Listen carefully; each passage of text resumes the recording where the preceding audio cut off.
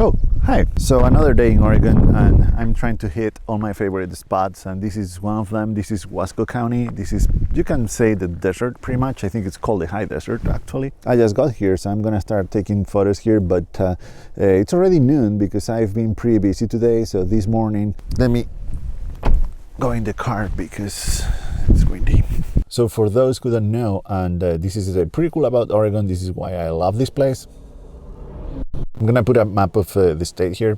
So first you have the coast, and of course that means a lot of jetties and lighthouses and what else, beaches and dunes and I know, all that kind of stuff that you can find at the coast. Then you hit the mountains, the Cascade Mountains, and that means snowy peaks, and you have ski resorts, and you have hikes there, and you can go snowshoeing, you can do all the stuff that you can do in the mountains. And then after the mountains, you have the rest of the state is this vast desert.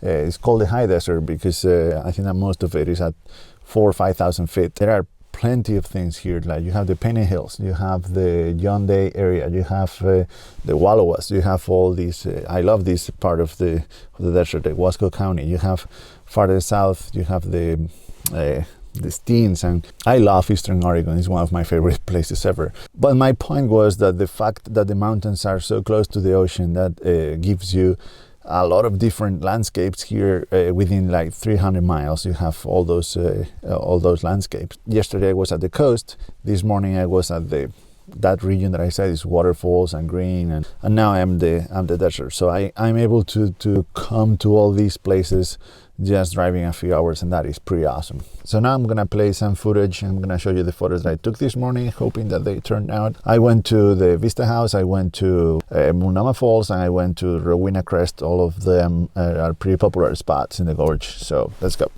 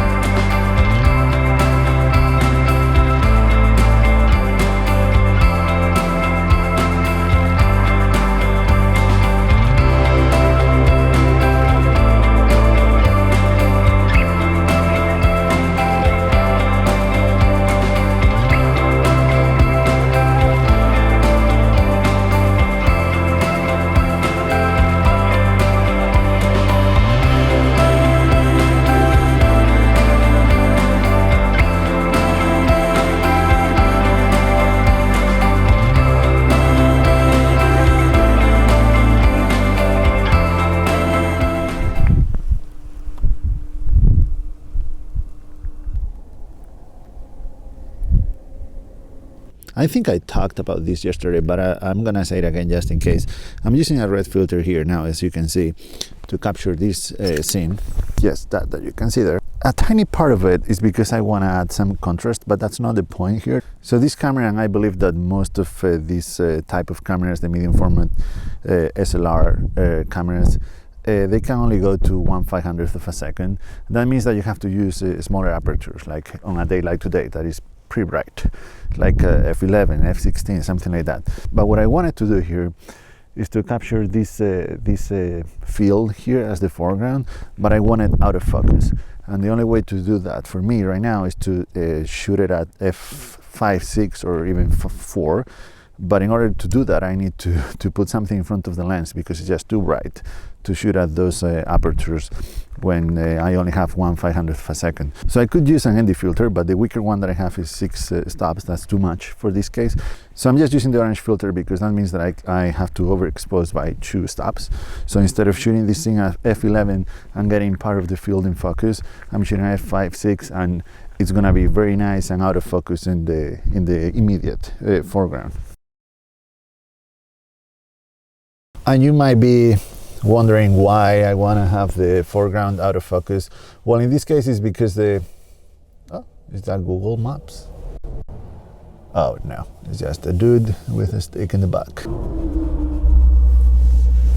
A lot of traffic now. So the reason why I put the foreground out of focus is because, for me, in my opinion, that works very well with these kind of photos where you don't have a clear leading line or anything. So it serves as a leading gradient because it goes from completely out of focus. Ideally, that's not going to be completely out of focus, but just a little bit. From out of focus to more in focus, more in focus, more in focus, until you get to the main subject. That in this case is the rolling hills, the faraway rolling hills, and the snowy mountains in the background. I think that it also adds a little bit of mystery. It makes you think, even if it is for just half a second.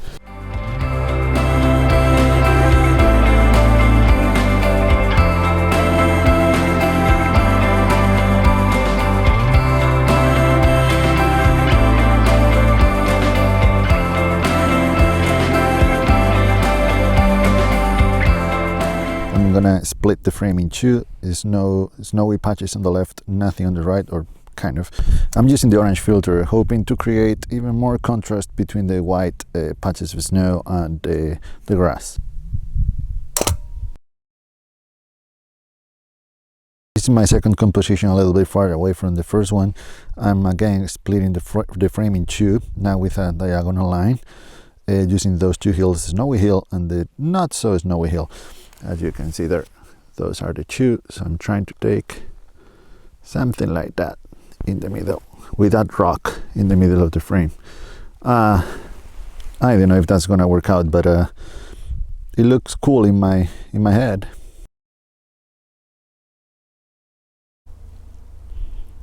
Okay, and this is the third and probably last composition from here. I'm taking more hills, in this case going downhill, leading to these 2 rocks, and I'm placing the sun that is behind the clouds on the top left, using the orange filter again. That's the scene right there. That's the sun and the 2 rocks that I'm trying to capture. Let's take it.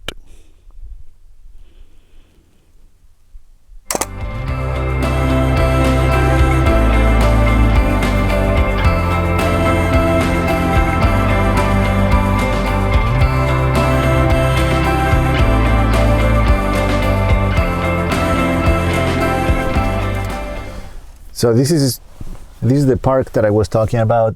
Looks like the campground is closed. Looks like they are working or doing some construction there. I'm not sure. But I stayed at this campground like 3 or 4 times already, and it's very, very cool. It's like $10 a night. It's nothing.